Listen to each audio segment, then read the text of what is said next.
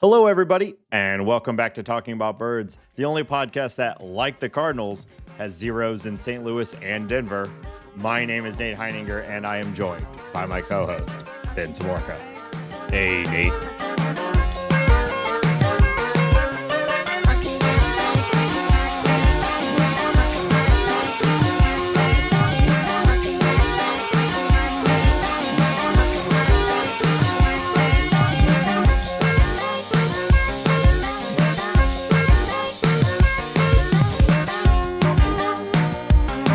Thank you to Chaz from the Bird Scored for that intro submission. If you have an idea for the opening bit, you can text or leave us a voicemail at 848-48-BIRDS. That's 848-48-BIRDS.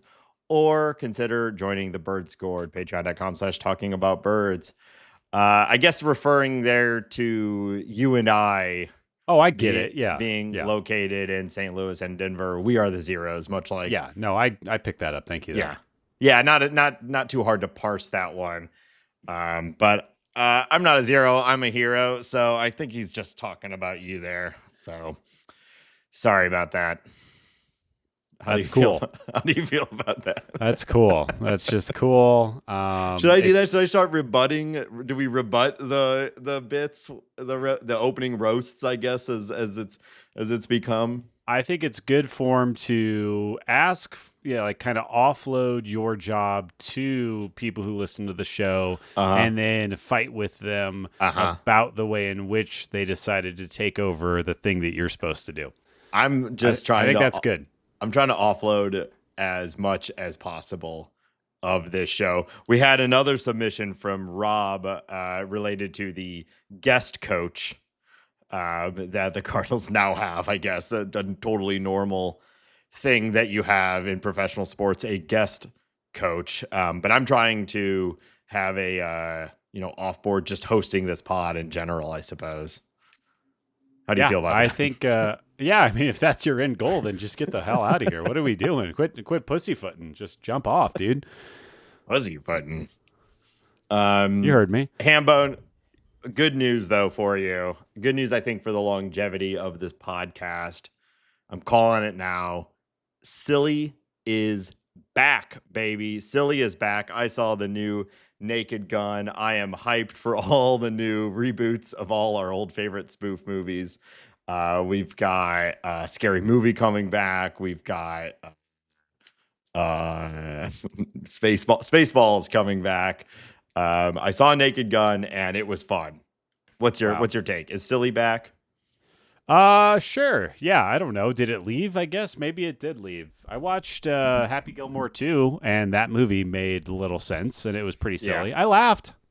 Good. Yeah, I haven't watched it yet, but I do, the whole like early Sandler I think anybody of like plus or minus 10 years of our age, probably like that is like historical footage to us, Happy Gilmore, Billy Madison, that sort of thing, like integral viewing to people who like comedy. So I'm always skeptical of the Lega sequel, especially of a 30-year-old comedy, but every once in a while it can be good. I think you just like saying Lega sequel. Of course, I also like saying efficacy.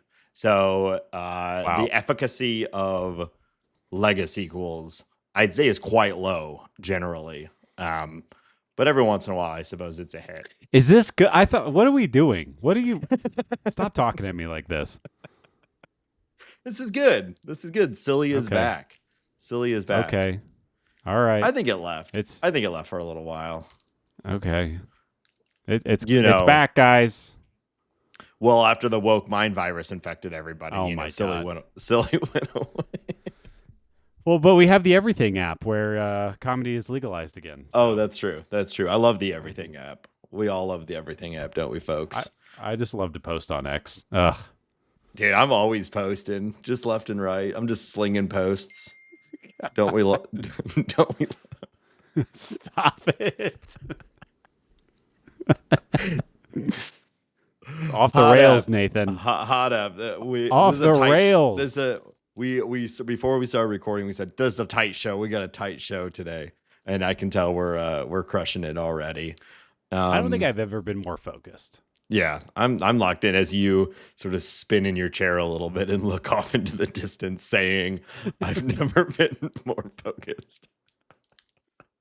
I'm also a liar, so you know. Good. Okay. Well, I don't know. Maybe we're feeling the vibe. Yadi's back. Is that what's? I thought you were talking about the vibe of losing to the Rockies and not scratching a single run across the plate last night. But I'll whatever the vibe you're trying to facilitate, I'm here for it right now. We're gonna get into that. The Jekyll and Hyde of the 2025 St. Louis Cardinals. Are they still in it? Are they being shut out by a historically terrible team twice in a year? Yeah, I don't know. What is this team? But I guess let's go into some of the news of the last week. Referenced already, but Yadi is in the dugout. Rough for Ollie to have to train his replacement on the job. That's never a good feeling. But I don't know. It's just fun to see Yadi, isn't it? Yeah, I mean, this is the biggest story of the second half of the Cardinals. I mean, I guess Ryan Helsley is. Oh, I mean, I don't know. It's pretty close 1-2 right there of the biggest story of the Cardinals in the second half. But Helsley number 1, Yadi coming into the dugout for a weekend number 2. Yeah, I mean, like sign of a good season. I've really gone back and forth on what I think about, like, is Ollie going to stick around? Yeah. Is Yadi kind of earmarked to take over? We talked about the idea that there is no pre-existing relationship with Chaim Bloom and Yadier Molina, obviously. And there is no, there's not a real sense of a relationship in between Oli Marmol and Chaim Bloom. However, the DeWitts are still in charge. The DeWitts obviously love Yadier Molina. They gave him a lot of money and kept retaining him. And obviously that was partly Mozeliak, but also the DeWitts signing those checks. Sure. I don't know. Like, it's so funny because also, like, who did Chaim Bloom bring into Boston when they wanted to change up manager? They went and brought like a pretty modern, like a guy who had pretty much just stopped playing, who understands the modern game, who's all about analytics, is a good communicator. Like Alex Cora and Yadi Molina, are those guys like they're? I mean, obviously Yadi is a Hall of Famer and Alex Cora was a utility man, but outside of that, like there's a lot of similarities. They're bilingual. Yeah. I don't know. I could see it happening. There's also like I don't know. Are we developing or are we pushing in? Because I feel like, is Yadi a manager? And I'm speculating wildly right now because we don't know. Like, is he a manager that you want to put in place when you're developing a young team? That's Oli Marmol's. That's where he came from, is player development. So I don't know, Nate. Is this something, or is it just Yadi had the weekend off, so he decided to come in and say hi and help Pages a little bit? He was in town for something else, was right. My understanding. And so he's in town and they're like, yeah, come on in. And, I think a friend of the show, Jake, made this point that, like, pretty cool of Ollie. Like, I don't know the decision-making tree on this whole thing that resulted in Yadi being in the dugout, but I'm sure if Ollie had a problem with it big enough, he could have stopped it. And now whether that's a smart move or not long-term for him to do, that's another argument, but I'd say, agreeing with Jake, that, like, pretty cool of Ollie to recognize that this is going to make a lot of people, a lot of bozos like us, talk about whether Yadi's taking his job or not. It's going to put that front and center in the fandom discussion. And I think, he put that aside and had Yadi in the dugout, and that was really cool. It was a lot of fun for everyone. And at the very least, the Cardinal fandom could use some fun right now, and it was certainly a lot of fun. I have the same sort of uncertainty as you've just outlined. Like, what is Yadi trying to accomplish long term? What are the Cardinals trying to accomplish in the next 2 years or 3 years or whatever it may be? Ollie, there were some communication problems the first year of his time here, but otherwise he's basically been set up for failure from day one by the front office and the team that's been built around him. Because otherwise, I think he's been pretty good as a game manager. Like, I'm almost never thinking like, oh man, why did you do that? Like, it pops up here and there, but that's just part of being a sports fan, right? But generally speaking, I think he's a pretty good day-to-day game manager. Yeah, he doesn't have no manager has 100% success rate with the decisions that they make. I generally agree with how he goes about it. I know that like there was some complaints in the Bird Scored about Nolan Arenado kind of sticking at the 5th place in the batting order, but I really think damn near every manager does that because he's Nolan Arenado. Outside of that, very few complaints. I generally like how he uses the bullpen, and it's not his fault that he has to lean on guys like John King and others. You have to use every player on your team over a course of 162 games. So no, I agree. The only time I've really been like, what is this guy doing? How did he get here? Was, and now I'm forgetting, was this last year or the year previous where he was getting like pissed in the post-game interviews and kind of like, I don't know. Like, I think that was 2023. Tantrums a little bit. Yeah. I think that was, I would argue early in his time, I could be misremembering it as well, but generally speaking, I think he's gotten better at that and just communication in general and staying calm through the whole thing. So, I mean, again, unless you're winning, nobody likes your manager. So he's been in a tough spot for years now. Well, and also like how much I don't know if you watched, Brendan Donovan had that really great pinch hit earlier this week, which won the game, which was a lot of fun. And he, after ripping on Jimmy a little bit, which is always great to see. Great. Brendan Donovan mentioned that like, this team is having a lot of fun, and they're a 500 team. So, if that is just Brendan Donovan like being a hashtag leader, hashtag gritty, hashtag great clubhouse, great opinions on hair, all those things. That could very well be true. But I kind of bought it, and like I don't know. That's important too. Clubhouse culture is important, and if Ali is part of that, then. I don't know. I guess, I'm kind of talking in circles. I just don't think it's that big of an issue.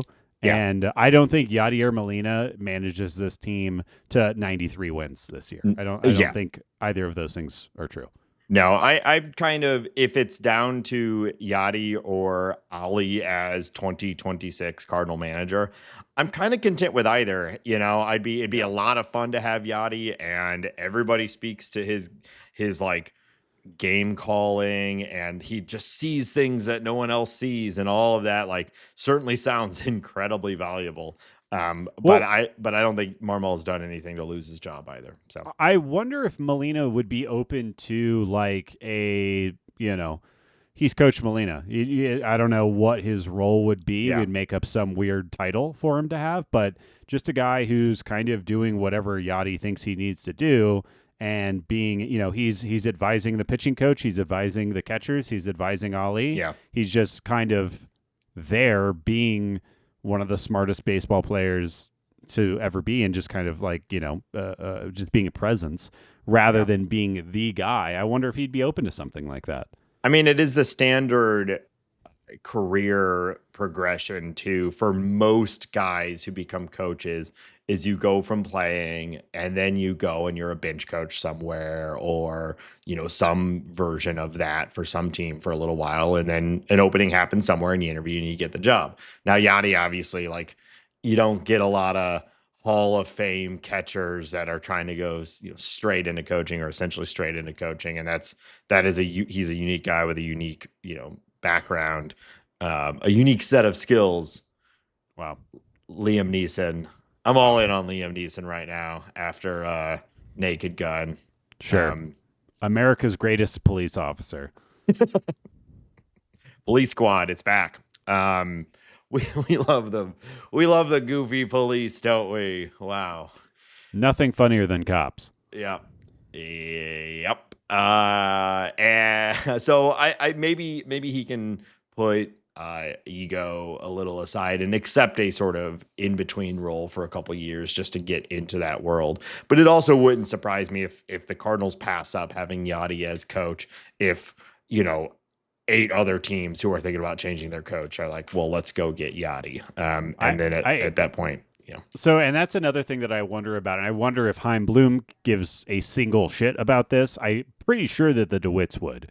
Yeah. But the idea of Yadi becoming a manager for a non-Cardinals team, I have a feeling, well, I know 100% that probably a lot of people who are listening right now and a lot of Cardinal Nation would be like, what the fuck are we doing? Like, how did we he wanted to be here. His brother works here. He's, he's our guy. How could we let him go coach the Seattle Mariners? And then he wins 95 games because he signs on to a pretty good team, and there we go. Yeah.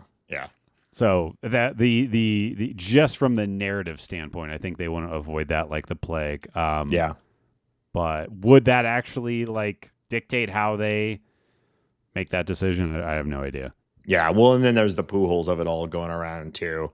As far as potential future coaches, but you gotta go Yadi over Pujols if get them both. Put them both down there. What are we doing? Of course, just put them back there, and they can they should carve out a little special rule that Albert can pinch hit once a month or something. Can he like catch? That. Can Pujols catch? Because that's the real thing we need. Couple more catchers. I'm not sure if he could. He could get down. I'm not sure if he could ever get back that plantar fasciitis or whatever. They just carry him around in a permanently hunched over sort of squat sort of thing. It's a good look.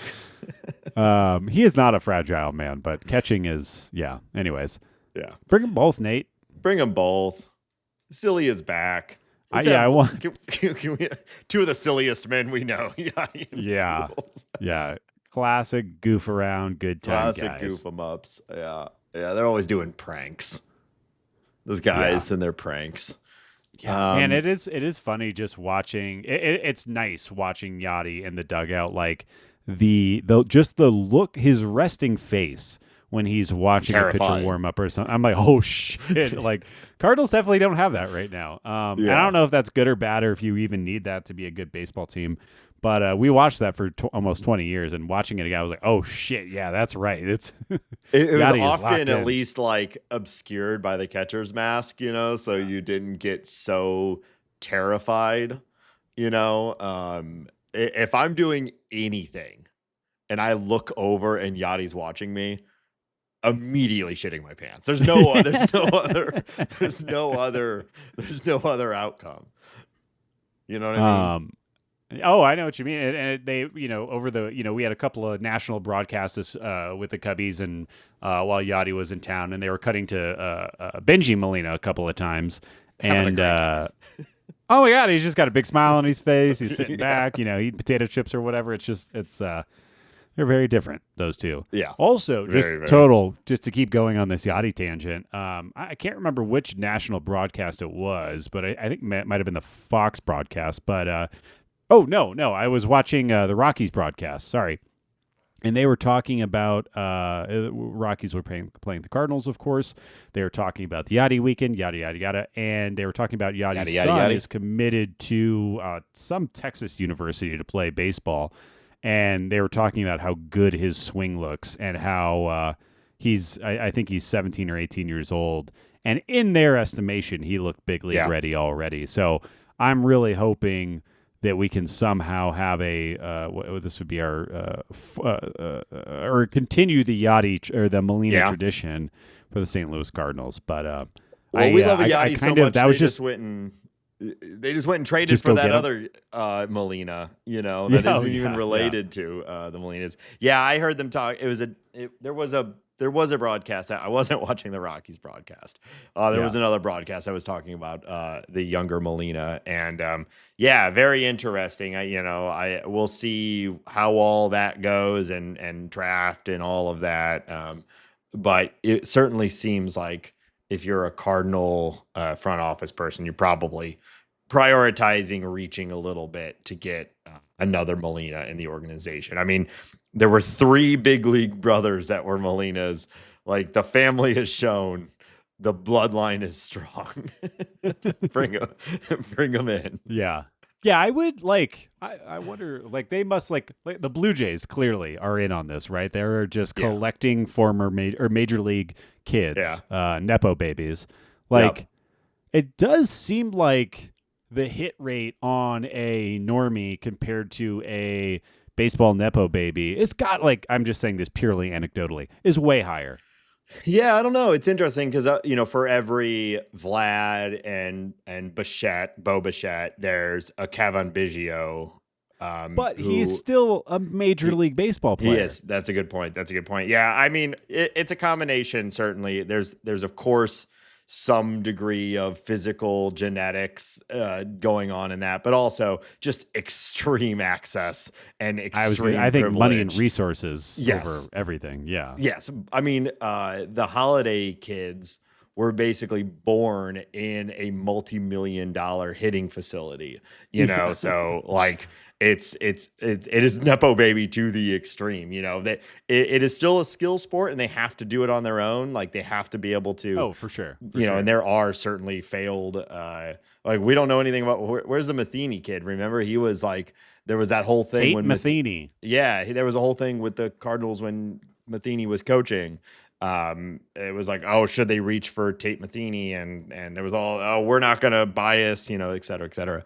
And he's nowhere. So I'm sure there's probably way more misses than hits, but maybe across just like the general landscape of if you're just comparing like nepo babies to non in sports, I bet you have a higher percentage chance of being successful, strictly because of the extreme amount of money and access and the coaching of a parent who went through it themselves. There is that piece of it.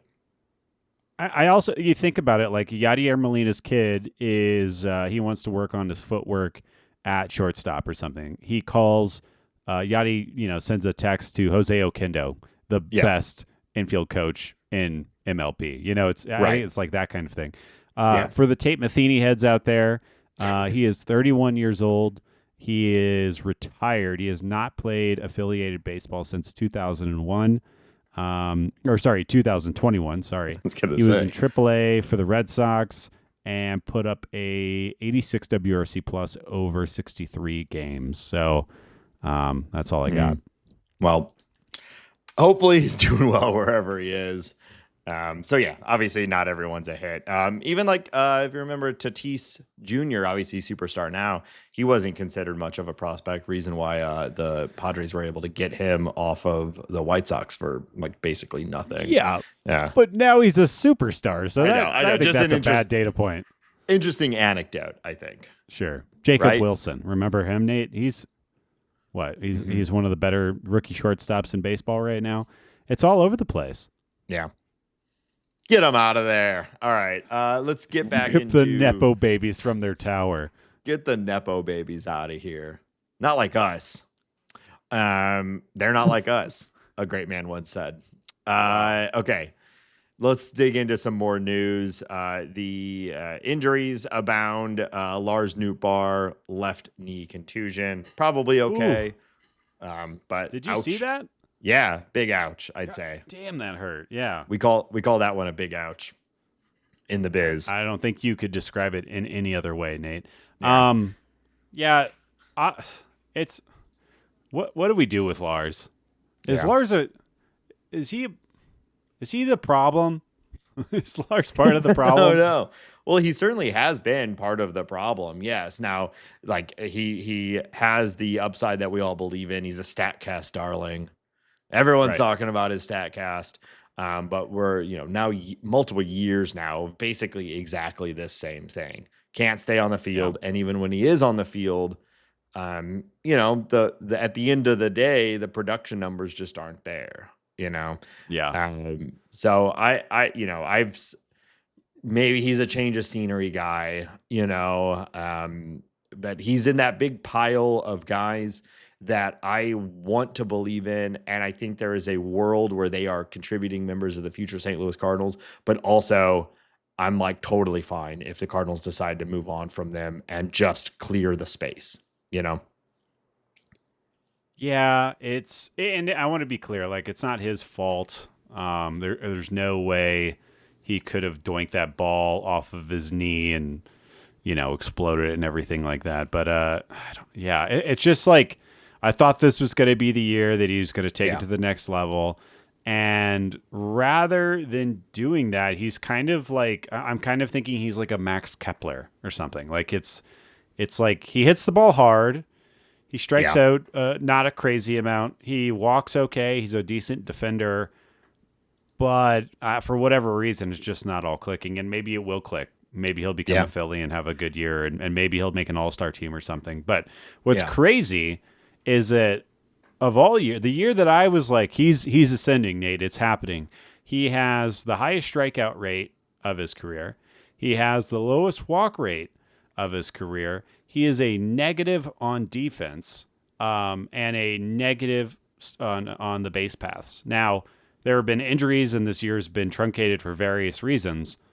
So it could just be he's not playing at full health, and that's why this turned out this way. But it's his worst season of his career. Yeah, the efficacy of starting Lars Nootbaar has certainly reduced. Is that the right use of that?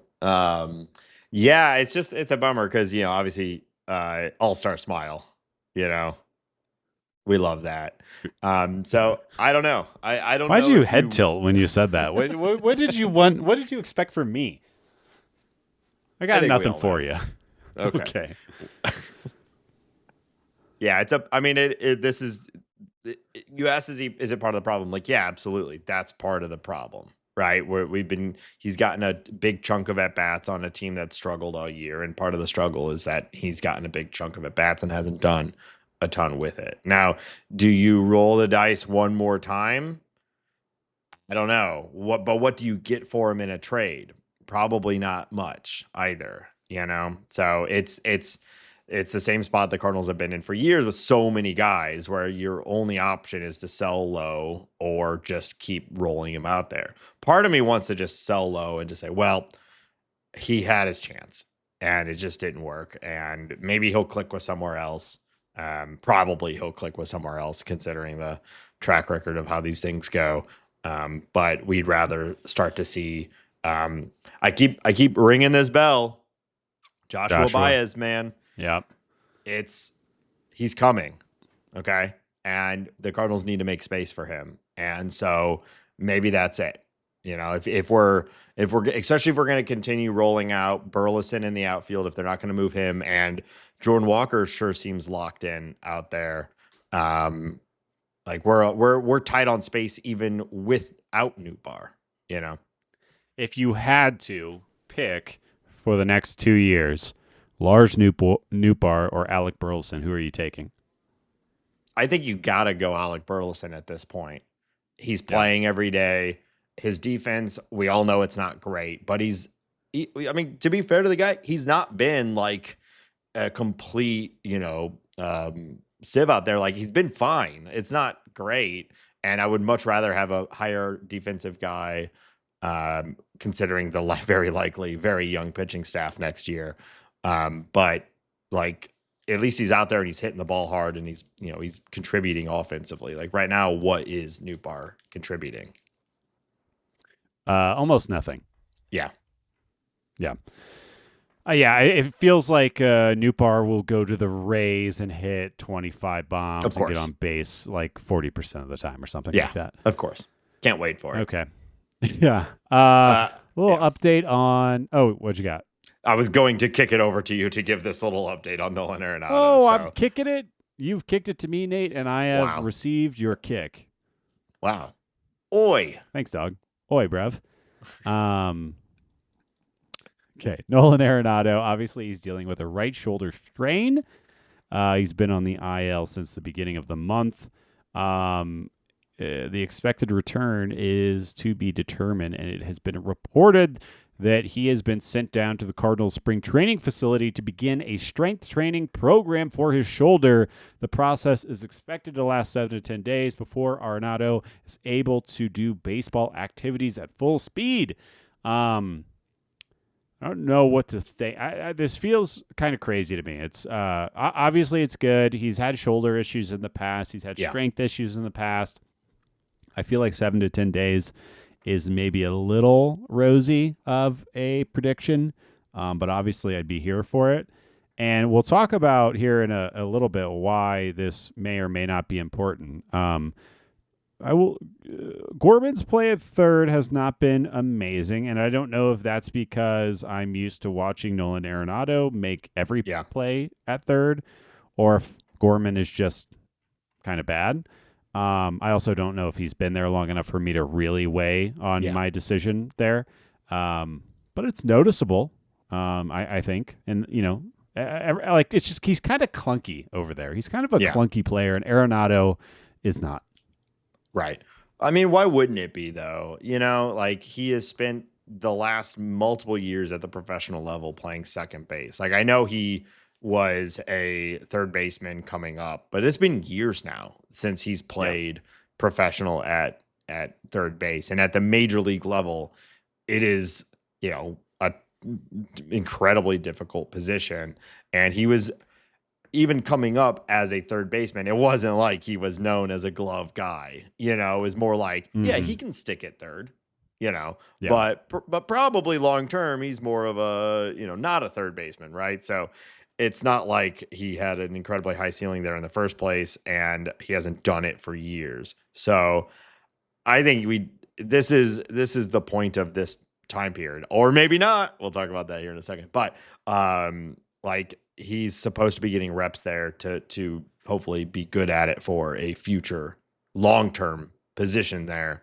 And most importantly, it's to get his bat in the lineup, which is still looking good, right? That opposite field double in the ninth in the game last night. I was like, man, I don't remember the last time I've seen Gorman hit a ball like that in that direction, in that count, that sort of thing. So I think we're seeing real development as a hitter from him. And if he's a little rusty at third, that's fine. Now, if it continues for months, sure, we start to have another conversation. But I'm not surprised at all. He hasn't been perfect there, and I wouldn't expect him to be. Yeah. Yeah, I agree with you. I know we started talking about Arenado, but to focus on Gorman, the overall plate appearance, the way he looks up there, the balance, the willingness to take it to the other way, to not just do the power swing. It's been great. Really like watching that. If he could slap the ball to the left fielder or in between the left fielder and the center fielder, every once in a while and still power up. Oh man, yeah. We said the same thing. We should do a podcast together. Hey, I got an idea. Let's cancel the podcast. Oh, it's over. We're free. Thank God. I think this is just something we have to continue watching develop, and I'm excited about it, and we'll see if the defense catches up or not, and that's a discussion after a larger sample size, if you ask me. And I imagine that's exactly what the Cardinals are thinking, and they're like, let's drag out this Arenado return as much as possible, whether it's for real or just buying more time for Gorman. It doesn't really matter. You got to start with the strength training. We got to figure that out. We got to, probably have to do some running drills and yeah. There's a lot to do. You got to use your shoulder.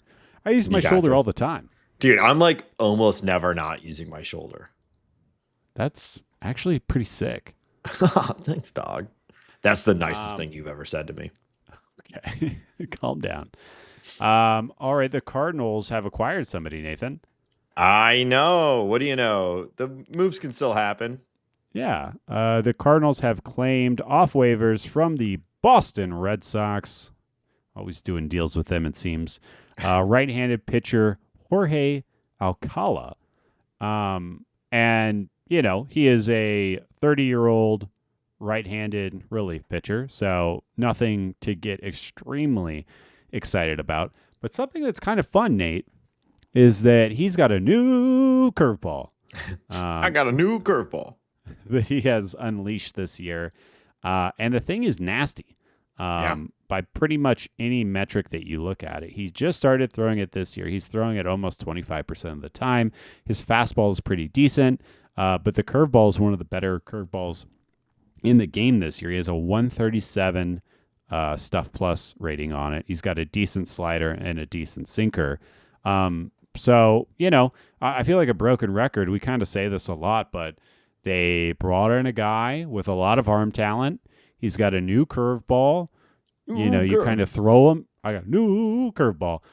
You throw him in. You see what happens. Maybe this guy is a piece in your bullpen, or maybe we never talk about him again. But I continue to like this methodology, and I think so far he looks pretty good. I think he pitched, was it 2 innings last night or 2 innings earlier, and no complaints from your boy. Yeah, he has a almost career high K per 9 at 9.94 over 41 innings, 41.2 innings this year, which is very good. And the only other time he was even close to that is he did have a 10.13, but that was over a pretty small sample size in the 2020 season. So he's certainly seeing strikeout results improve this year. Overall, numbers are not great on the year, but a nearly 10K per 9 out of your bullpen, you'll take it. Well, there's also and I know I kind of hate when we do this, but I think it's relevant with a relief pitcher because of just their track records are, so small. But he had a 2-game period where he gave up almost 9 innings in an inning and a half. 9 runs in an inning. Sorry, 9 runs in basically an inning and a half. In the middle of the year, a month and a half ago, which is why his his ERA and everything looks the way they do, 6.48 ERA. But if you look at his expected ERA, if you looked at his FIP, everything looks better than it is. So it's also a reliever, so it could turn. Who knows? But I like the pickup. I think it's good. Sure. Yeah. The Cardinal bullpen is still really good, despite trading exclusively from your bullpen. And at this point, I have pretty high faith in all of these sorts of moves because, more of them have worked out than not, it seems. So we'll see. Yeah. Which does lead us to the next point, Hambone. The Cardinals are 3 games back of a wild card spot now. It certainly seems to be centering right now around the Cardinals, the Padres, and surprisingly, the Cincinnati Reds are all circling that last wild card spot. They're 4 games back after the loss last night. 2 games back behind the Reds, 4 games back behind the Padres. The broadcasts all weekend, we're talking about it. Everyone's talking about it. Hambone, are the Cardinals still in it? What are we doing? I hate to say it, Nate, but they technically are in it. The Mets are kind of Metsing right now. I know. I want to I'm going to put a bunch of water on this conversation, but it's worth it because we still have some baseball in front of us. The Cardinals' upcoming schedule, they are obviously playing the Rockies. That'll already be done by the time this episode comes out. But we have the Pirates, the A's, the Marlins, the Rays, and the Giants coming up as far as our opponents who have a record under 500. So there's a lot of teams to potentially feast upon. The New York Mets are a little bit in a tailspin. I would say the thing that is not great is it's their stars aren't playing well, and it's probably likely that Juan Soto is going to start being great again, probably very soon. Maybe by the time I'm done saying this. But the Reds, we know the Reds' problems. A very inconsistent offense, great when it's great, and their pitching is very young. I don't think, it's 4 games back. It's the Reds, it's the Mets. I think the Padres are about to go into cruise control and be well. They're really in team. The spot now, right? So they have to lose it, right? And they have a 4-game lead on the Cardinals over this last month and a half of the season. So we'll see what happens, but I do think. And as annoying as it is, because we've kind of gone back and forth, it's just that there's there's the Dodgers, right? And then there's kind of everybody else. There's just no really, really good team. And we'll talk about the Brewers later. The Brewers are doing something that I don't think anyone thought that they would do, including the Brewers. Yeah.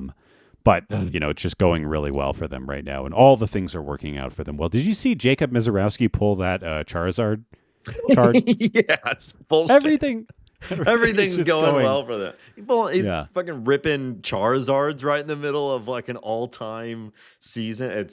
I think they're in the middle of a 7-game win streak that went to I think they're at 11 right now. It's their second 11-game win streak in the last 34 games. They're like 25-5 or something. Yeah. It's like 40-47 or I'm sorry, like 40-7 or something like that. Like it's just absolutely insane. I hear what you're saying, and I tend to agree. Like the things that are in the Cardinals' favor is that they have a weak strength of schedule remaining. The Reds actually have the hardest schedule in baseball for the rest of the season. So like the Cardinals against the Reds, I think it would be a reasonable bet to pick the Cardinals over the Reds as far as who's going to win more games over the next month and a half. I just cannot believe that the Padres will do worse by 5 games than the Cardinals over the next 45 games or whatever it is. That team is loaded top to bottom with talent. They obviously are a streaky team. That's part of why they're in the position that they are in. But I'd be really surprised. But you know what? Worst case scenario, if this last month and a half is way more fun than we thought it would be, that's great. You could argue it will be good for that, clubhouse culture and developing a winning mindset, and maybe hopefully inspire the DeWitts to invest a little bit more in the team this offseason, something like that. Like, I think, I've frequently said, at this point, we want them to lose as many games as possible to get another high draft pick. But that's me like min-maxing every single opportunity. I will not be the one sitting here going like, damn it, why are they winning? I'm gonna I want to watch them win too. I want to have fun. So if it ends up being a race, like, great, that'll be fun. I'm looking forward to it maybe being competitive baseball. But I have a really hard time believing that that's what we're in store for when you also just get shut out by the Colorado Rockies for the second time this season. It feels bad, man. It feels bad. Yeah. Yeah, the offense is, they just haven't been banging, I think, for a while now. We haven't had one of those blowout games or the way that the offense looked like in the first half of the year in a minute. So, a lot of things are going to have to happen. But, Wilson Contreras is having a strong second half. Ivan Herrera is hitting the ball well. We're going to talk about what Jordan Walker's doing. Mason Wynn remains consistent. There are reasons. I also want to call out that there are 6 games remaining with the Cincinnati Reds. So, if you can, win 4 of those 6, that alone puts you in a really good position. The Cardinals have 41 games remaining, including the game today versus Colorado. Hopefully they take that. And I really just say this all because, do I think it's going to happen? I think the odds are low. I think Fangraphs gives them a less than 8% chance of making the playoffs. But there is a pathway, and baseball is weird, and the team is young. Maybe they'll get better, and maybe they'll do things like moving our buddy Miles Michaelis out of the rotation here soon. What a transition. Hambone, who would they replace in that in that rotation? Who would they put in there in sake of Miles Michaelis' spot? I think Nathan. Yeah. And I've been saying this for a week or two. I think it's Quinn Matthews time, baby. Let's go. Okay. Over his last 3 starts, 17 2/3 innings, he has 3 earned runs, 22 strikeouts against 6 walks. It's a 1.53 ERA and a 2.5 FIP. He's pitching really well. Yeah. He hasn't thrown a lot this season, so he is more than fresh enough to come up and go every 5th day for the big leagues. Every start, the same way that we talked about Garrett Hampson, every start that Miles Michaelis does is taking away from the Cardinals now and in the future. He has absolutely no value. I honestly think that Quinn Matthews, even if he is not fully where he was last year, is a better pitcher than Miles Mikolas right now. Yeah. Now, maybe Miles gives you a one extra inning than Quinn Matthews. Maybe Matthews has a big blow-up start because he's fresh in the big leagues and whatever. But I think by every metric right now, future state, next year, every way you look at it, it makes more sense to have him start every fifth day than let Miles pick up another baseball for the rest of the year. Yeah, it's hard to argue with that. I think the only counterpoint would be if you don't think the Cardinal, if prioritizing good pitching at the major league level is not your current focus, some would argue this is his first real taste of, I'd say extended success, although 17 innings is not that long at AAA. And many development types would say, let's let it really cook at AAA and really feel like he is totally confident at that level before taking it to the next level. Why rush him when we don't need to? That sort of thing. So I'm kind of torn between the two sides, because you could also argue, well, let's let him start against the Pirates. Is that really a big difference? We got a weak strength of schedule coming up. There's going to be some low-end MLB teams. Now, obviously, even the worst MLB team is 10 times better than any AAA team, But is that true for the Rockies? What a powerful question. There's no Hunter Goodman, down at the on AAA. That's fair. So, but outside of that, maybe Britton Doyle seems to be clicking again, and maybe Beck seems okay. But yeah, so I would like to see it because it's fun, but I'm not going to be the most upset if they let him start another. Like, maybe there's a middle ground here. Let's let him go 5 starts at the minor leagues in AAA and see that it's really, settled in. Because it is true that if he's even shows a modicum of success at the big league level this year, he's pretty much locked into the rotation next year. So why not get it going now to let him develop here at the major league level and feel really confident going into 2026? But a lot of people would wait for September for that, Yeah, I would get that. I just think we are technically in it right now, as we laid out earlier, only a few games back. And I believe that Quinn Matthews is a more effective major league starter than Miles Mikolas right now. So I think it's kind of 2 birds, 1 stone. And like I said, and I'm not just, everyone knows this. There's just no point of handing the ball over to Miles again. There's no value add I see. I agree. But all right, we'll see. Let's talk. I'm sure I will be wrong. I'm sure Miles will keep starting, but that's what they should do, in my opinion. I agree. Or at least I agree soon. Let's talk about Jordan Walker briefly. I don't want to jinx it. Yeah, it's okay. Should we be quiet? Let's whisper this section. That's Jordan Walker. Jordan Walker is alive, Nathan. He's alive. Over the last... Stop that. Even your whisper is a scream in my ear. Okay, go on, please. Over the last 22 games, he has a 118 WRC plus, a 7.2% walk rate, and a 25% strikeout rate. His hard hit rate is over 50%. The launch angle is still bad. It's like 5 or 6 or something like that. We'd rather that be at least in the teens. But who cares? Yeah, I agree. And I would argue that some of the problems over the last couple of years is he's kind of hitting okay, and then they try to do a swing adjustment to improve that launch angle, and everything collapses.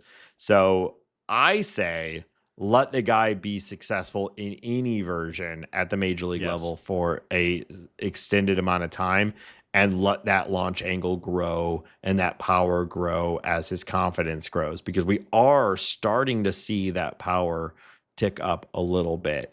But he's been hitting, 290, 280, 300-ish, like for a month plus now. And yeah, it doesn't have a ton of power behind it, but he had that big bomb the other night. He's starting to collect doubles. Like, I think the power will come. He's still an incredibly young guy, and he's also massive. They were talking about it on the broadcast, I think on the Sunday night game, where it's like, it's been shown time and time again, these guys that are this big, they need more time at the major league level. Everything for them is just longer.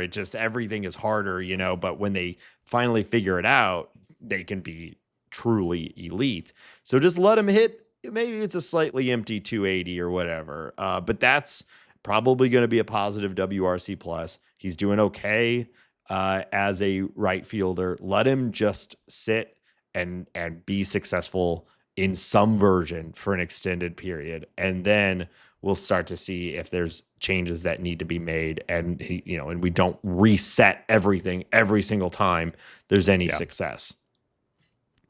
And it seems like that's what they're doing. He's moving up the lineup, there's been no talk of anything. It's just like, let him rip, He is he's at 89th percentile average exit velocity, 79th hard hit percentage. He is 99th in bat speed. I do think, and I think, just kind of purely eyeball test, like we saw him hit that home run, that mammoth home run. Yeah. Where it just looked like a different swing, and it was. He had his swing speed was, I think it was like 86 or something like that, which is as fast as anyone in the game can swing a baseball bat, which is extremely exciting that he can tap into that. And he obviously, he was in a count that he liked, and he saw a pitch that he liked, and what did he do? He put his A+ frickin' swing on that ball, and we saw it evaporate. And I think that, like, as he gets more comfortable, as he lays off that low and outside pitch, as he finds his way a little bit more, he'll probably find more of those pitches where he can put that nasty, nasty swing on it. He'll probably start to hit the ball over the wall more. And I think maybe he'll be a guy like who doesn't run into as many home runs, but he hunts the pitch he likes, hits that ball over the wall. And then outside of that, he might just hit a 112 mile an hour, like low liner or ground ball past the shortstop. And, he's fast enough to make a lot of those hits. That's the other freak of nature thing about him, is he's one of the fastest guys in baseball too. So hit the ball incredibly hard. Even if it's down, you're turning that into hits, The tools are really, he's 84th percentile sprint speed, 96th percentile arm strength. It is, he's just, and it's going to click. Maybe it won't click, but he's going to get better. And I feel the same way. Just let the kid keep playing. He'll figure it out. I love Jordan Walker. I just want good things. It's so much fun to watch him when he plays well. And it's not just swing choices, or rather his swing and launch angle and things like that we're seeing improvements on. It's also the eye. You've talked about, you dropped the numbers here. Walk rate is up. Strikeout rate is down. If he can maintain a 25% strikeout rate, like that is a big time success for a guy with his swing speed and all that. But we saw in the game last night, he did ultimately strike out on a pretty nasty inside pitch, but he took a low and outside breaking ball that I think for his entire career up into the last month and a half, he strikes out on 100% of the time. And so seeing him take that was such a indicator of improved plate approach. Yeah. Pretty good. I know. Yeah. All right. Let's talk about Kyle Leahy. We weren't totally gassing him up earlier in the year, but I noticed something this week, Nate, that was very, very exciting. I don't know my first thought is Kyle Leahy's cheating. So, take that with however you want. But Kyle Leahy, over the last 3 games, extremely small sample size, has seen his stuff plus jump through the ceiling. He has one of the better fastballs in baseball, according to Stuff Plus. His slider has jumped through. His sinker has jumped up. And his curveball, he had in the last game, and a reminder for people who don't think about Stuff Plus all the time, 100 is an average pitch. Every number above is a percentile above an average pitch. In his last game, his arsenal was elite. He had a 133 rated fastball, a 117 rated sinker. His slider was 112, and his curveball was a staggering 173. These numbers, he hasn't even touched these types of numbers earlier this season or in his career. So I don't know if he's using spider tack. What is it called? Like spider tack? Stickum or something like that. Yeah. I don't know if he's cheating. I don't know if he figured something out. I don't know if this is just a blip. But he has pitched a lot this year. And I'm just looking, just previous high, like let's just say it is fastball. Like before this little run, his high was a 112 on the fastball. Before this little run on his curveball, I'm seeing 100s, 120s, and it's 173. And before that, it was 151, 143.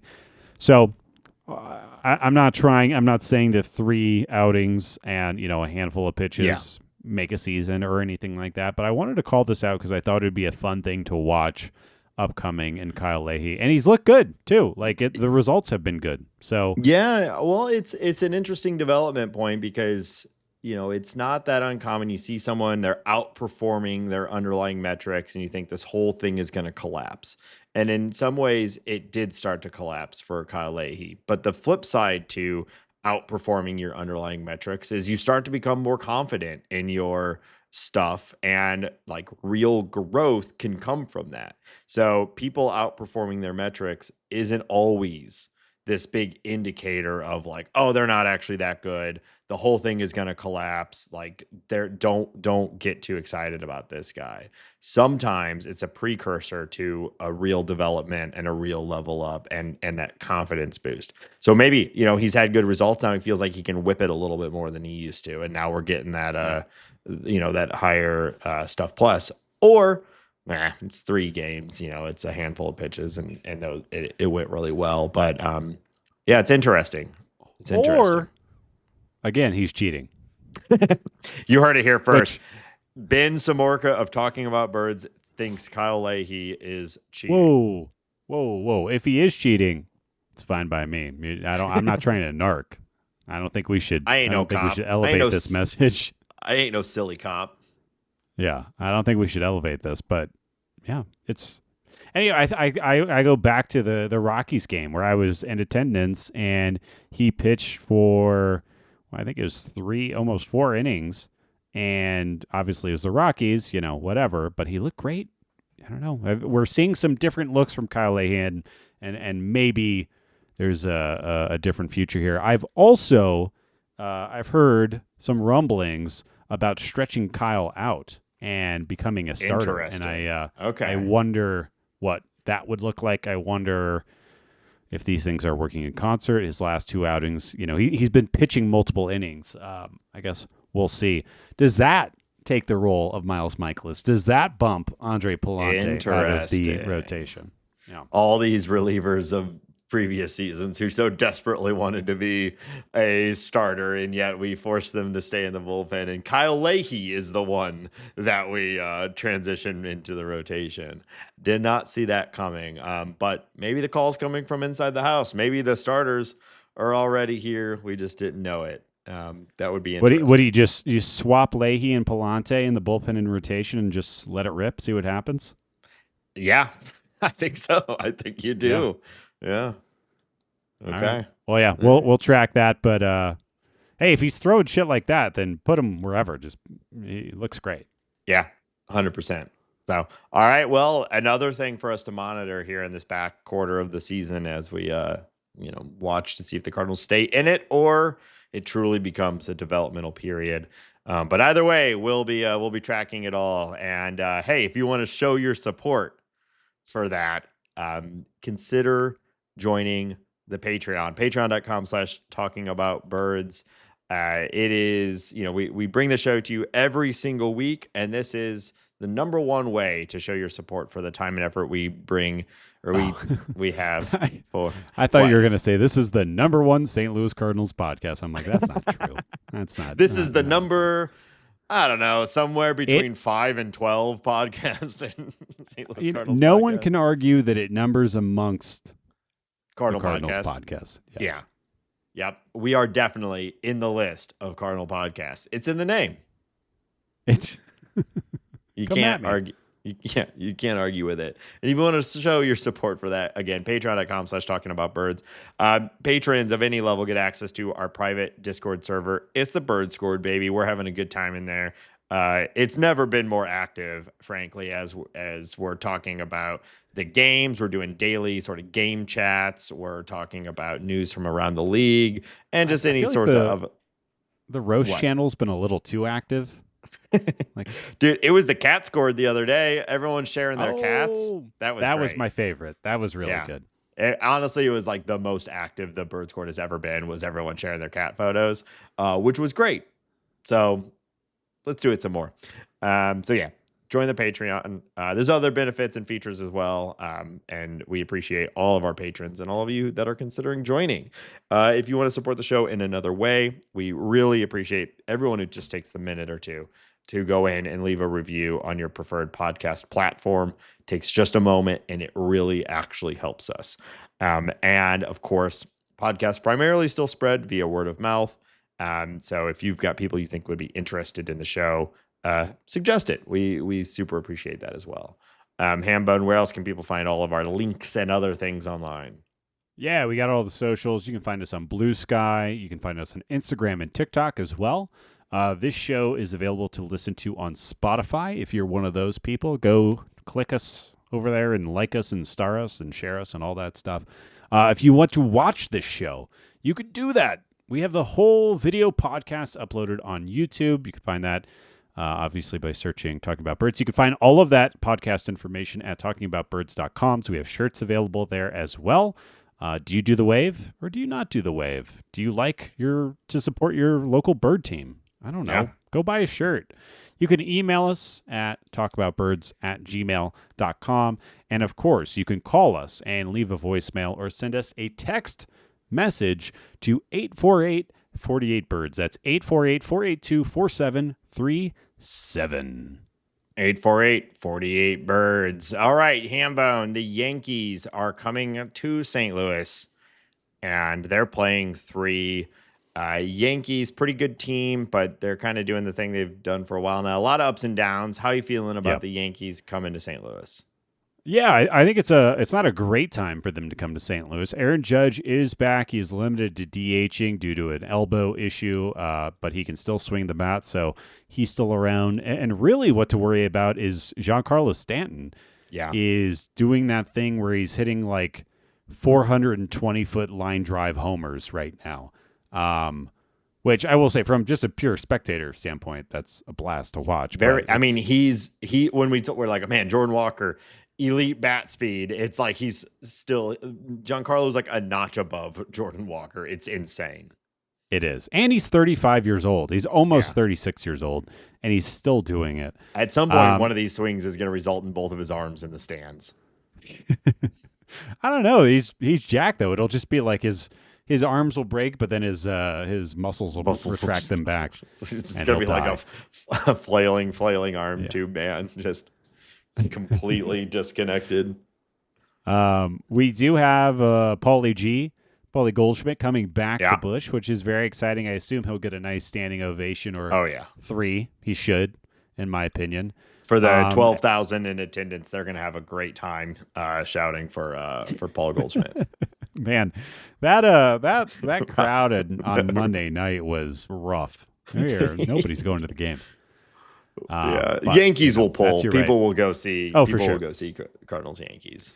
Yeah, you got Judge, you got Bellinger, you got Stanton. People show up for those guys. Paulie G coming back is great. Reminder that Ryan McMahon is their third baseman, which is fun. And outside of that, the Cardinals are going to be facing Lewis Heel, Max Fried, and Will Warren. I think a pretty tough pitching matchup, although Lewis Heel and Fried have not been great recently.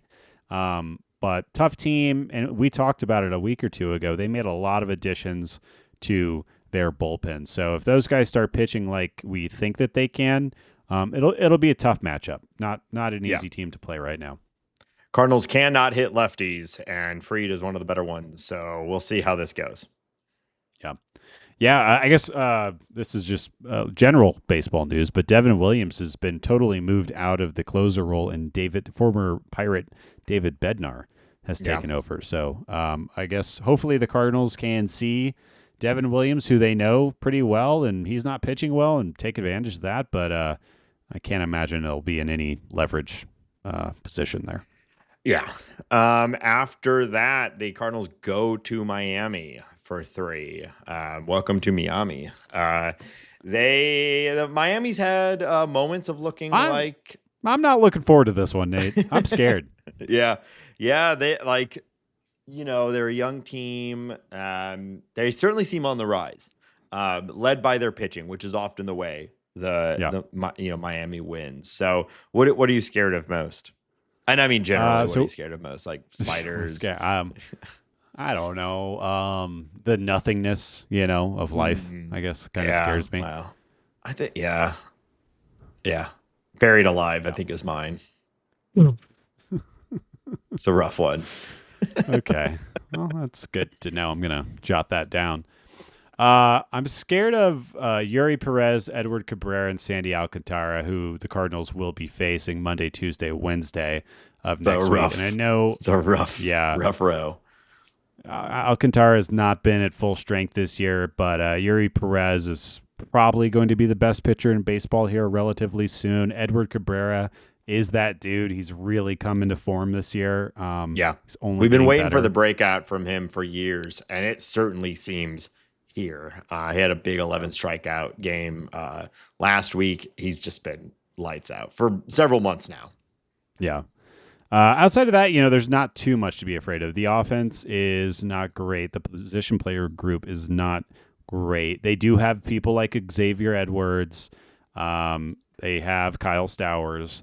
But, from a position player standpoint, the Cardinals are a much better team. But those 3 pitchers that we'll be drawing are not great. It's not going to be fun for us, is I guess what I'm saying. Yeah.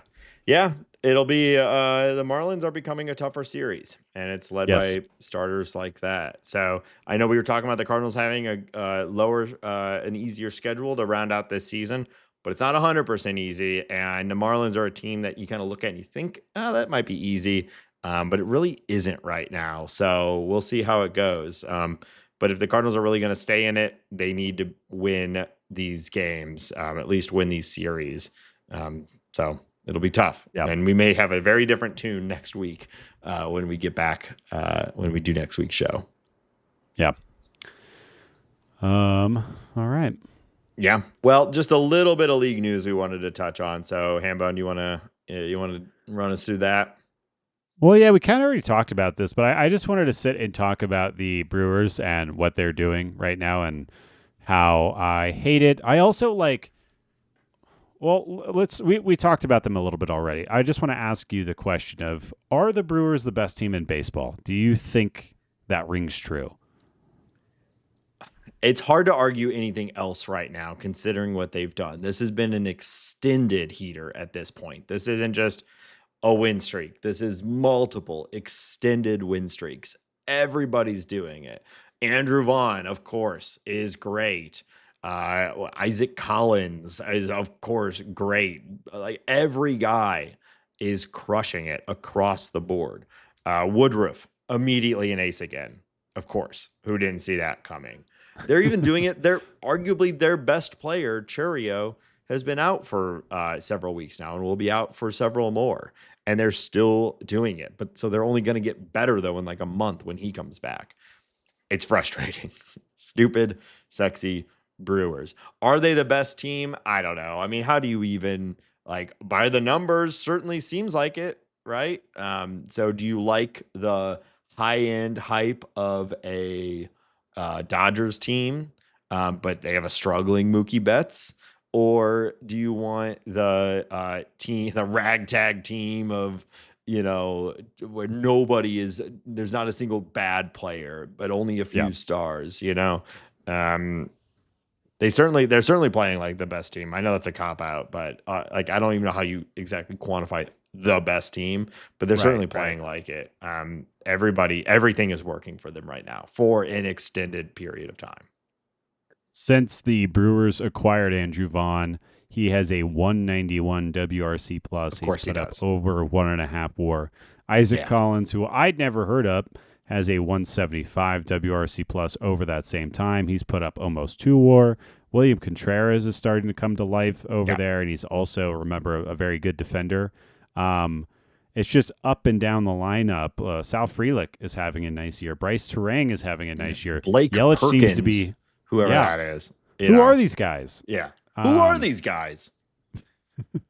Rhys Hoskins. I'm looking at him. He's been hurt, but when he's been there, he's been banging it. So yeah, I don't know. It's like, do I really believe that Isaac Collins and Andrew Vaughn are these guys? No.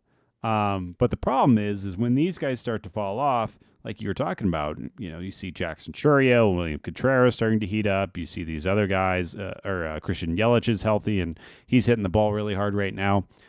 Yeah, it's not a great feeling. No. And it's hard to argue against them, and the record, is also kind of speaking for itself right now. So I'd probably still take the Dodgers, but it's close. Yeah. It's worth a conversation. Yeah, it's crazy. It is. And Jacob Mizrowski is nasty. All right. One other thing I wanted to bring up is that the Pohlad family has decided to no longer pursue sale of the Twins. They've decided to bring in a couple of capital investment groups to, I assume, just, it was reported that they're like $400 million in debt. And debt isn't always a bad thing, but that's a lot of money. Yeah. We also just saw them, 10 or 11 guys? They moved 10 or 11 guys at the deadline? They fire sailed in order to make it a more appealing business to sell. And then now they're not. So if you're a Twins fan, I mean, what are you thinking right now? Are you going to a Twins game? You cannot be happy about this. This is not a good outcome for anyone, because at the very least with the fire sale, you're like, well, okay, maybe we'll get a new owner who wants to invest in the team. It's a historically pretty good team. They still have some pieces that are exciting, and you can see like the framework of a future successful Twins. But if you're like, oh, we just did all that just to save this guy some money, like that sucks. It super sucks. It's the worst part about professional sports is that at the end of the day, for so many of these teams, they are a line item for a billionaire. And I don't know what the solution is. I think we could maybe eat a few of them, but like outside of that, I don't know what to do about it. And it sucks. Socialized baseball, Nate. We should all be part owners. Well, it kind of is. And that's another frustrating part about it is like, there's so much tax money that gets spent on these leagues and these teams, and they get so many breaks from antitrust and all these different things. And yet they are a for-profit business for these dudes. So yeah, it sucks. It would when the agreement is the owners are a steward of the sport and they are working for the community and they're working for community pride and that kind of thing. It all makes sense, right? It sounds like if that's the promise, then everybody's happy. But then when you get the Pohlads and the Nuttings and the Fishers and whoever else, these goblins, and that agreement is out the window, and it's like you said, it's a line item. And I think it even comes down to it just being like they're at the country club or whatever, and it's like, well, there's only 30 baseball teams, and I have one of them, and you don't. For sure, it's a status symbol. Yeah. Yeah. So, yeah. I don't have anything else novel to say, but very annoying. Sorry for Twins fans. Hop on the Cardinals bandwagon, Midwesterners. Yeah. Yeah. Sure. Our ownership is totally legit about the way they spend their money. It's great. Less bad than less the bad. Pohlads? Yeah, we give the DeWitts shit because that's our right as fans. But to be fair, broadly speaking, it's a better ownership group than many teams have to deal with. Yeah. Yeah. All right, Nate, that's all the league news I got. All right, Hambone, let's go ahead and wrap up this episode.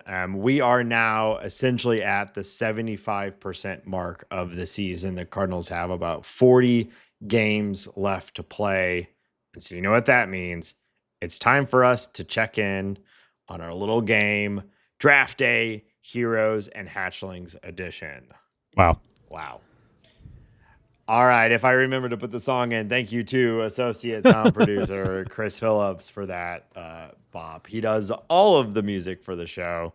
Not all the sound effects, but all the music, including our killer opening song. So thanks again, Chris.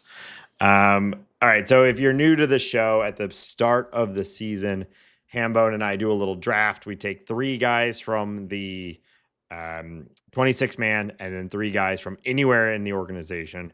Those are our heroes and our hatchlings. And we keep track of their Fangraphs war throughout the season. It's kind of I think a fun way to track in on, the players we projected to be the most impactful this year. And it's kind of fun to see how, the results actually end up looking compared to what we thought would happen. Or the glaring misses that we have sometimes. It's just not drafting. Exactly. Did Brendan Donovan get drafted? I don't even remember. Donnie did, but it was last year that he did not. And that's what it was. Was led the team or was near the top for the team, and maybe we're bad at this. Yeah, maybe that's happening again this year. So I'll go ahead and run us through. I'm going to start by running down who is on each team. I want to get your thoughts and predictions on where we land, and then I'll run through the numbers. Okay. Wow. So let's see. Where did my numbers go? Here we go. Okay.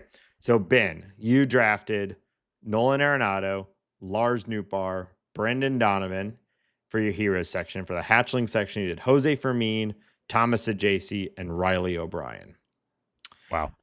I drafted Sonny Gray, Mason Wynn, Ivan Herrera, Michael McGreevy, Quinn Matthews, and Tink Hence.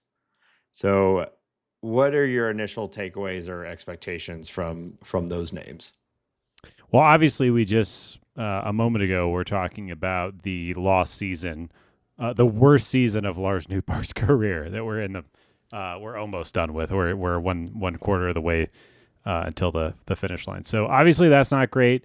Nolan Arenado had his moments this year, but we were talking about how this might even be a phantom injury or something. So obviously that's not going tremendous for him right now. Brendan Donovan, arguably the MVP of the team, but I'm guessing by war, it's going to be Mason Wynn. Mason Wynn probably is the number one on the F war. That defense goes a long way. So that's obviously really bad for my team. I got some upside though. So JC's, he's playing pretty much every day at this point. That being said, you've had McGreevy pitching well for a while, which is highly valuable. And you have, Ivan Herrera, who's been one of the standouts of the year. I would have to imagine, my guess is that Nolan has subtracted from my total of last time we checked in, that Lars Nootbaar has added nothing, and Donnie maybe a slight add. So yeah, I'm guessing it's pretty bad for the Ben team this at least this part of the season. Well, Hambone, you're kind of spot on absolutely everything. Have you been are you cheating? Are you pulling a Kyle Leahy? Because let's run through these. Yeah, numbers. I got some stickum on my keyboard over here. All right, Nolan Arenado. He currently sits at 0.7 F4, which is down from 1.2 at the halfway mark. So that sounds right. Yeah, it's we'll go ahead and call that one a big ouch, just like earlier. Lars Nootbaar, you are absolutely right. He is back, but he has maintained exactly where he was. He's at 1 F4, which is exactly where he was at midseason. And Brendan Donovan has cooled a little bit recently. He's at 2.4 F4, up from 2.3 at the midway point. So altogether, you're going down from your heroes section. Your halfling section, a little bit of up and down. Jose Fermin, you remember he had that little taste. He had that little moment. He hit that dinger. And so he's actually acquired 0.3 FWAR. Yeah, all he did was come up and mash. Yeah. Hambone, how do you feel about the fact that Jose Fermin is providing almost as much as Nolan Arenado to your totals this year? Yeah, I mean, it makes a lot of Jose Fermin probably deserves a roster spot way over Nolan Arenado. In that cup of coffee, it's 22 plate appearances. He has a 181 OPS plus. Yeah. What are we doing? Yeah, I don't know. That's another discussion. I mean, we've talked about him a bunch over the time, but maybe we'll look at him a little bit more here down the line, and maybe we'll see him again. But yeah, he put up 0.3 FWAR in that brief moment. That ties him with Thomas Saggese, who's also at 0.3, which is where he was at midseason last time because he wasn't playing. So we'll see. I mean, that's your upside right there. He could, gain you some in this last quarter. If Saggese goes off, it's a little power binge. Mm-hmm. And Donnie Nootbaar played today. Yeah. Nootbaar played today, which we didn't expect him to play. If him and Saggese go off a little bit, Benny might be back in the conversation. But rough go. Well, and your last guy, Riley O'Brien, he has gone down from 0.3 to 0.1, but he has been elevated to a higher spot in the bullpen since then. So it's really hard for relievers to accrue any meaningful WAR, especially over a month and a half. But you may be able to gain a little bit there. So altogether, as long as they stop, we just got to plug the holes in the boat so we stay afloat. Plug the holes in the boat so we stay afloat. Very good. So you are now at 4.8 for the year. Wow. That is down from 5.1 at the half mark. Not for great. Most of those players having impacted the big league roster, that's bad. It's not great. You do have everybody on your team has now played at the major league level, something that is not the case for mine. Well, that was the whole game I was trying to play. Is I think these guys are going to come up. So if they're up, they're probably going to contribute, right? You would certainly think so. And again, to the point, Saggese and O'Brien might be big parts of this last quarter. So you were accurate in that. We don't know whatever, Fermin is drinking from the Luke and Baker bucket, and just, no, they don't want him up Luke here. Luke and Baker bucket. We didn't even talk about it. He has then since almost immediately after we recorded our episode last week, of course, the Dodgers then DFA'd Luke and Baker. So all of our such a crime. Yeah, all of our griping about the Dodgers about to unlock Luke and Baker. It makes you think there must be something that we just don't know about. He has in 2 games with the LA Dodgers AAA team, he has a 214 WRC plus, Nate. It'll be back. They're unleashing the Lucan. Yep. Unluking the Baker. A former episode title that made as much sense as the rest of our episode titles. All right. So going over to my team, we're looking a little rosier, Hambone. I just got to tell you. So I should hope so. Sonny Gray. Yep. He's at a very big last month and a half or so. He's up to 3.1 FWAR. Moving up from 1.9. So he's done pretty well. It's Sonny Gray. I think this was you took Arenado first overall, and then I took Sonny Gray second. So he still is performing one of the best pitchers in baseball.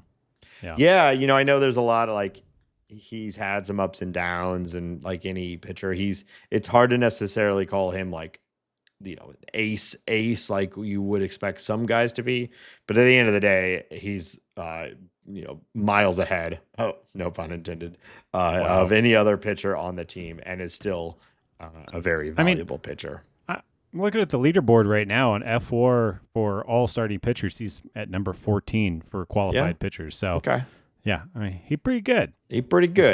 Yeah, I guess it depends on how you qualify ace. You know what I mean? Some people have a higher bar for that.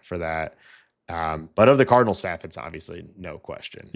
I like it to be staff dependent because Or else, no, not very many teams really have aces. Yeah, well, and that's what I think some people like that. Like ace means like top 5, top 10 pitcher in baseball, and that's it. Right. Everyone else is just like a good pitcher, Right. Right. And I get that too. But I think I like your approach. Like, who's the ace of the staff? It's a more interesting conversation too. Yeah. All right, you called it on this one too. Masyn Winn, my second pick, 3.5 F4, leading the team, on pace for a 5 WAR season in his sophomore year. I don't know what this guy needs to do. Yeah, I don't. That's exactly what I was saying. I don't know what this guy got to do to get that extension, but it's obviously deserved, and it's only getting more expensive. So hopefully he sticks around for a long time. Ivan Herrera is back and playing, but hasn't had much, and DHing only basically is always going to really hinder WAR accrual, which is why I think you and I both have been generally supportive of, like, how do we get this guy in the field somewhere, because DH only is just like a vacuum of value. But he's at 1.6 F4, which is exactly where he was at halfway. No gains there. And my last contributing player, you said it too, Michael McGreevy. He's been contributing. He's at 0.9 F4, up from 0.5. So he's pitching today. And yeah, he just, at this point, he is in the starting rotation next year. Like, it's no question, right? Like, he's got to be. Not just for lack of arms, but also performance, right? He's young. He's looked pretty good. Every starter of his age is going to have ups and downs, but he deserves to be there. Yeah. Yeah. You'd obviously like to see a little more swing and miss and all that good stuff, but he's not walking people and he's sticking around. So it's good enough. Yeah. Quinn Matthews, 0. Tink Hence, 0. Maybe we get a Quinn Matthews appearance sooner rather than later. We already talked about that. Tink Hence, I don't know at this point. Maybe we're getting a September bullpen sighting or something, but with the injuries and all that, it seems like it's just, let's see if he can finish 2025 healthy and maybe compete for a spot in 2026 would be my prediction at this point, but I don't know. Who knows? There's always like a cloud of mystery over what is going on with Tink Hence and what are the plans for him. The amount of undisclosed injuries. I feel like, we're at the point where if he becomes a major leaguer, that's a win. Just because of the health and like the cloak and dagger of it all. If we ever see him in St. Louis, that's a win. I think we will, but it's becoming more and more evident to me that he's going to transition to the bullpen in the near future in order to stay healthy, and then we'll see. And maybe he's a very good bullpen arm. I don't know. Certainly seems like he would be. The talent has never been the question. But I imagine maybe you see if you can end this year in the rotation and stay all the way through, then maybe you go for it again in 2026. But after that, if it continues to happen, you feel like you gotta do the bullpen transition and hope you gotta do it. So, Hambone, to repeat, you had 4.8 F4. That is almost eclipsed by Masyn Winn in and of himself. So I am sitting at 9.1. So rough year for Hambone. It was the first year we did this. We literally tied at the end of the season, which was hilarious. To the decimal point. To the decimal point. Well, I don't know. I guess I kind of hope that happens, because that means maybe Nolan Arenado, Lars Nootbaar, Brendan Donovan, all these guys are having huge last quarters. But it would also mean that Sonny Gray, Masyn Winn, and Herrera, were not. So I don't know. I guess. Yeah. If I make this thing competitive at all, it would be shocking. It's not impossible. Nothing's impossible. Wow. Nate. When you believe. That's right. But Yeah. Yeah. I can read the writing on the wall right now. It's not great. All right. Well, we will do a wrap up on this whole game and, this set of players at the end of the season when it's all said and done. But hopefully you find this fun and interesting.